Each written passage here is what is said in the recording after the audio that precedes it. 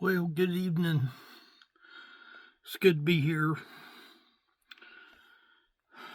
I've been reading a little bit earlier today, and I found myself reading in one of the places that is probably the least read of any place in the Bible. And I was reading there today, and I'm glad I did.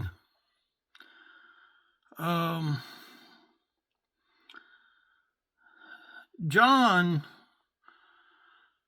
the Revelator, wrote St. John. He also wrote the Revelation. He also wrote the 1st, 2nd, and 3rd John. And I've read through the epistles of John that he wrote, especially in 1st John. I've done several messages from 1st John. I'm not sure about 2nd John, but I am knowledgeable a little bit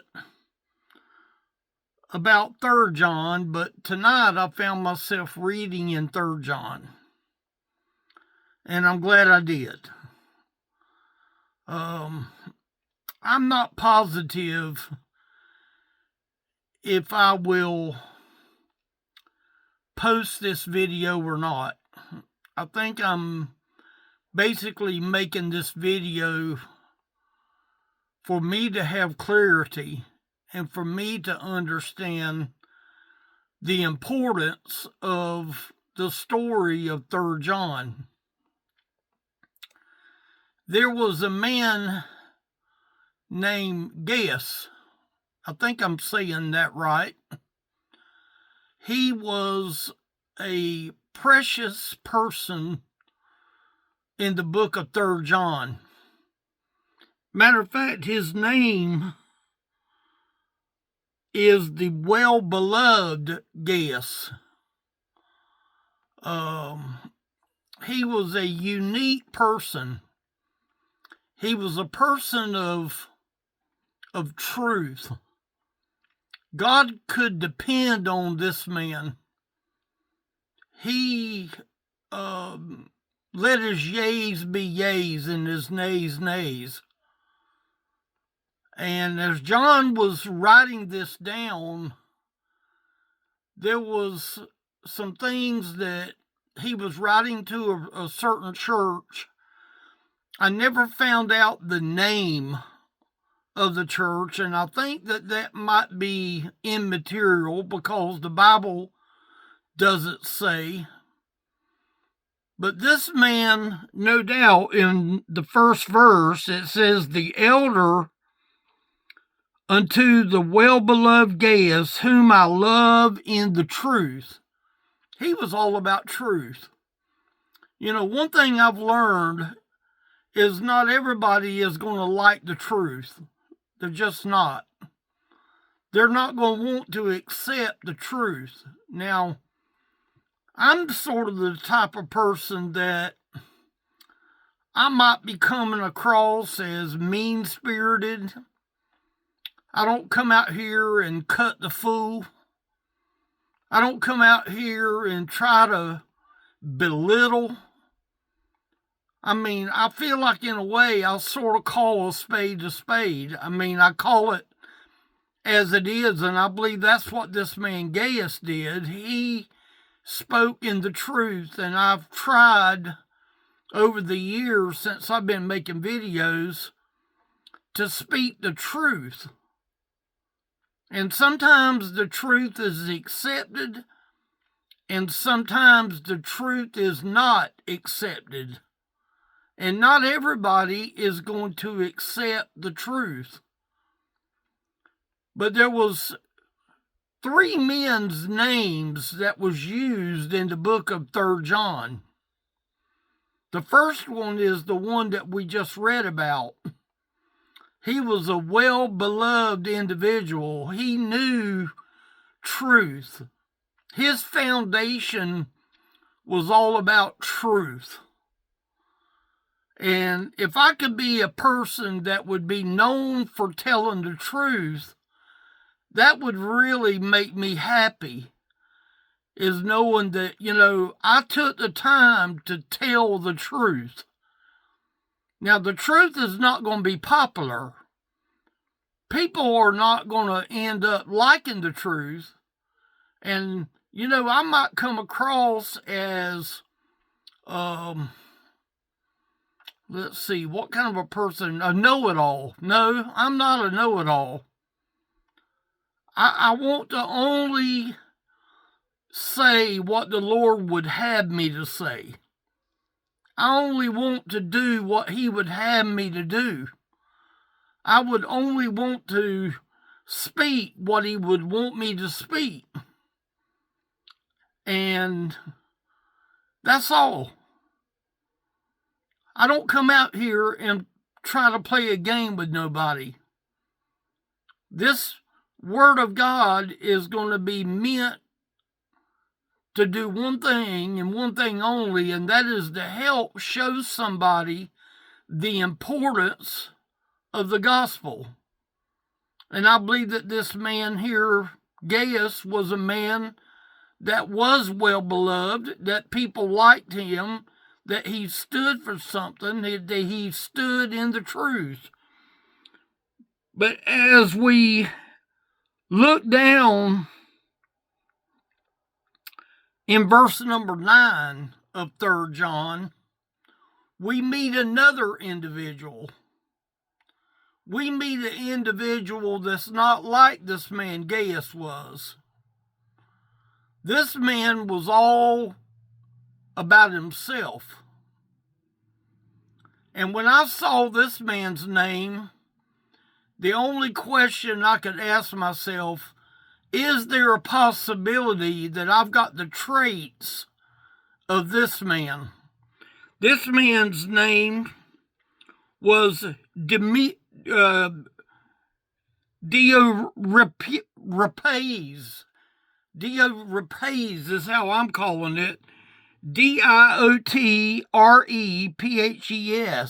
Diophores, maybe, might be the name that it is. This man here was a class in itself. If you read, it says, who loveth to have the preeminence among them. Talking about the people of the church, he wanted control. He wanted to take control. He wanted to be the leader. He wanted to be the head. He wanted to be the speaker. He wanted to be the main guy. But it says here, receiveth us not. Talking about John and Gaius, he's writing to the church, and he's basically saying here, he didn't want to receive. He wanted to be the preeminence. He wanted to be the head. That's what preeminent means, is someone that takes over, that don't let nobody else have a say.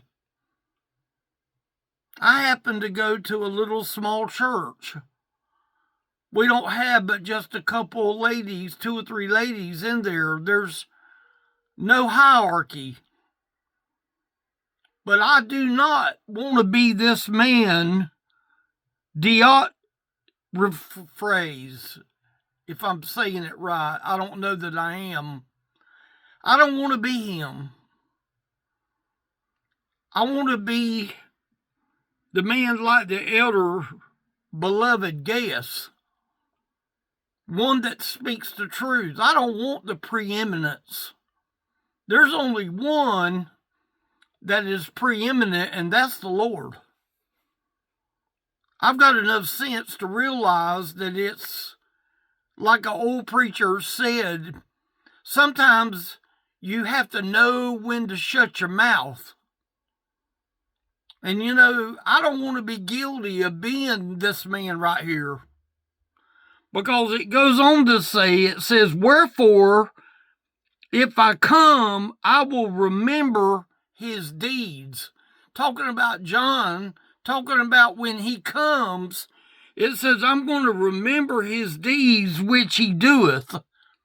And then it uses the word prating against us with malicious words. This man here, I don't know if he had ever been saved or not. The Bible don't give indication that this man was ever saved.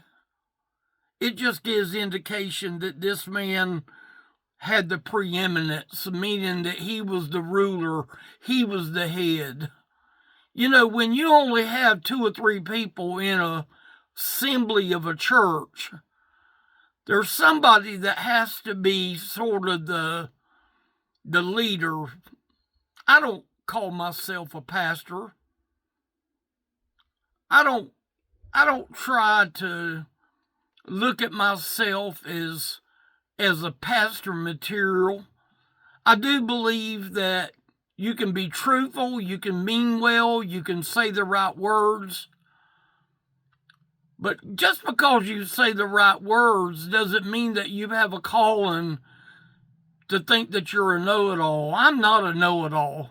I'll be the first one to admit to the camera tonight that I'm not a know-it-all.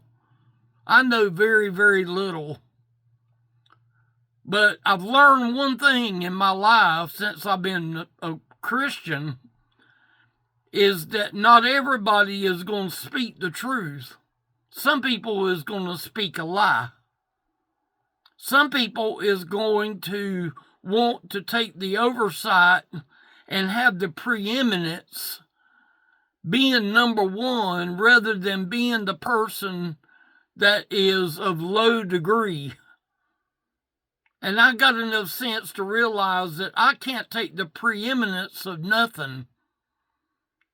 I'm there in my little church to help bring a message. The pastor that was there originally had passed away.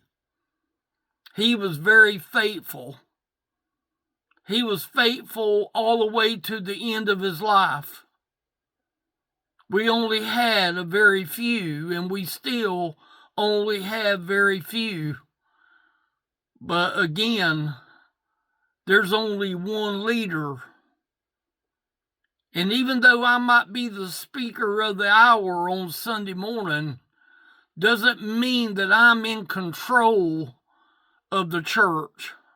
Because it says here,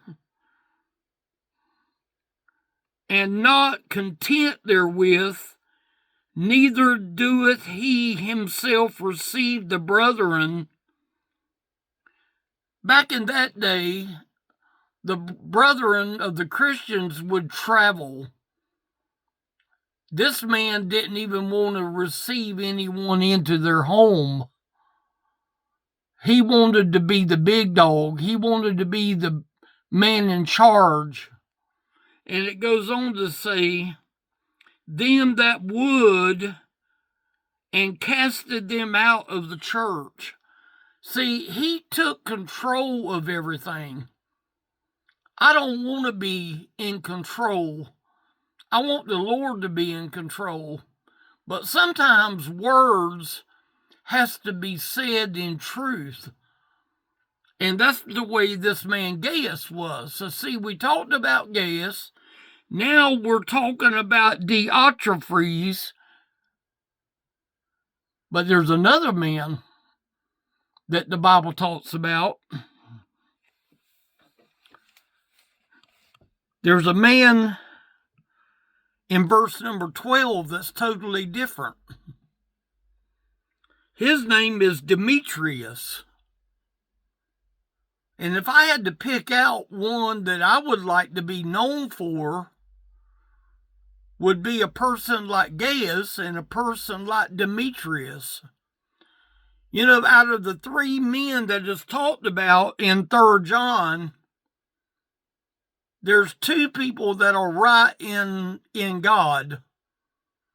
There's only one that wasn't right in God. Let's read about this man Demetrius. Demetrius had good report of all men. A good report, meaning an honest report. A report that the Lord could say, I can bless that report. And of the truth itself. This man was truthful. Demetrius was a truthful man. If I would have thought that I would have done anything to have hurt my little church that I attend, I would have never went. If I was going to be like this man in the middle, the one that we just read about, I wouldn't have even wanted to show up. I remember that nobody ever invited me.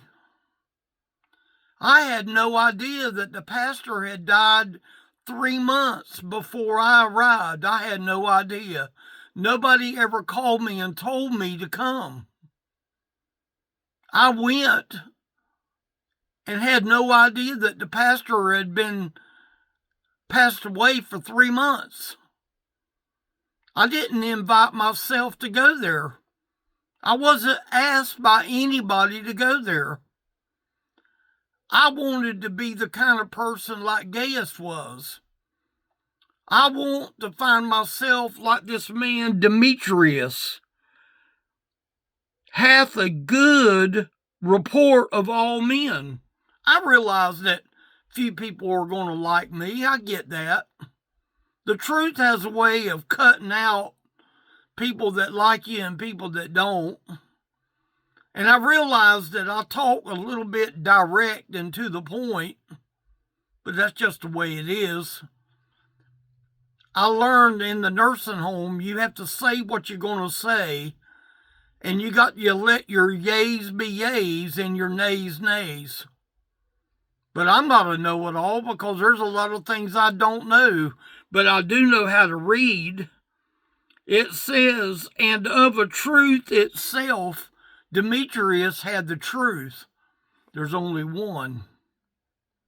There's only one truth. Yes.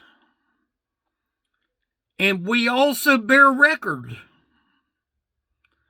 And ye know that our record is true. Now see, John was saying that he bore record of Demetrius. He knew the character of Demetrius. He knew all about this man named Demetrius. He had truth. He had honor. He had love of God. He spoke the truth. He lived in the truth.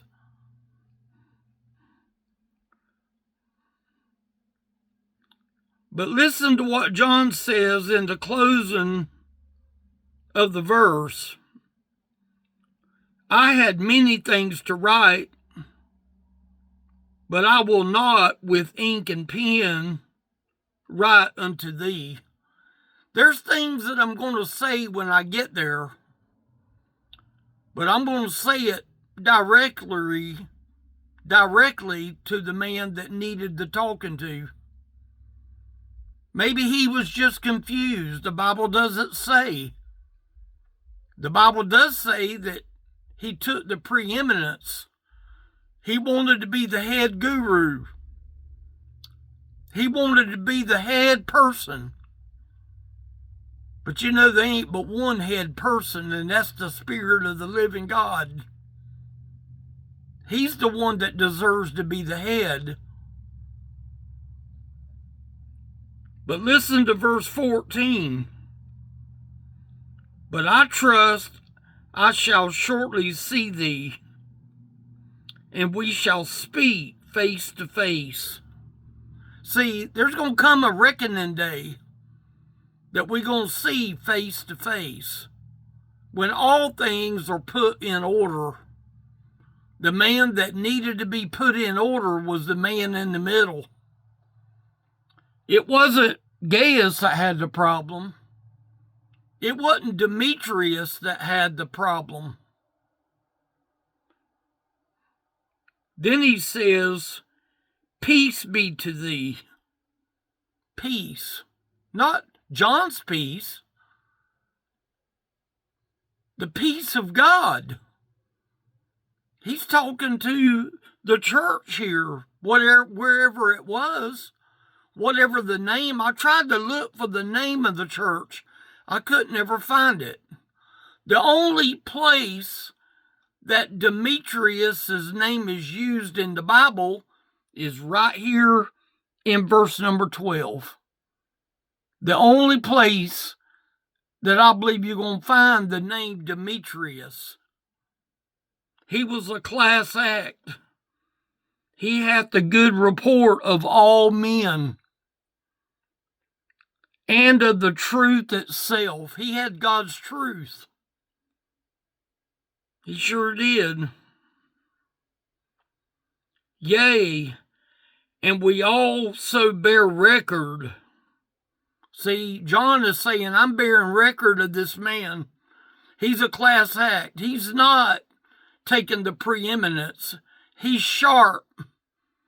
He's like a sharp knife. He had the Spirit of God on him. But I trust I shall shortly see thee, and we shall speak face to face. Peace be unto you. Our friends salute thee. Greet the friends by name. Greet the friends by name. God is so good. He gives us an example here of 3 men. 2 of the men were right in the center of God's will. The man in the middle, I don't believe that he pleased the Lord. I don't want to be that man. I'll walk away from the church immediately if I felt like I was there to tear the church down. But you know, there's not much of a church there. There's only a few. We've only had a few since I've been there. For anybody that cares, I give an invitation to the church service every Saturday. I give another invitation to the church service. And you know what? I'll continue to write on Saturday a new invitation to the church service. I want to see the church grow. I want to see the church please the Lord. I don't want to be the man in the middle. I want to be a lot like this man Gaius was. I want to be like the man that was Demetrius. I believe we're going to see this man Gaius one day. And we're going to get to meet the man Demetrius too. You very seldom ever hear any preaching about this man Demetrius. Very, very seldom. It caught my eye today. I hope that it's catching yours as well. I'm not sure if I'm going to post this or not. I'm going to go in and listen to the message and see if I feel like it's worthy. But I know one thing. I do not want the center stage. I do not want to be this man here who loveth to have the preeminence. It's all about God, or it's all about nothing. I want the Lord to have the preeminence. He's the one that is able. He's the one that controls the church. He's the one that controls the Spirit of God. Elderly Ministry is how you contact me. If I can help you, by all means, look me up. elderlyministry.com is the website. You can get a hold of me there. If I can help you, let me know. I'll be glad to talk with you. I don't have all the answers. I know who does have the answer, and the answer is Jesus. He has the preeminence. Thank God.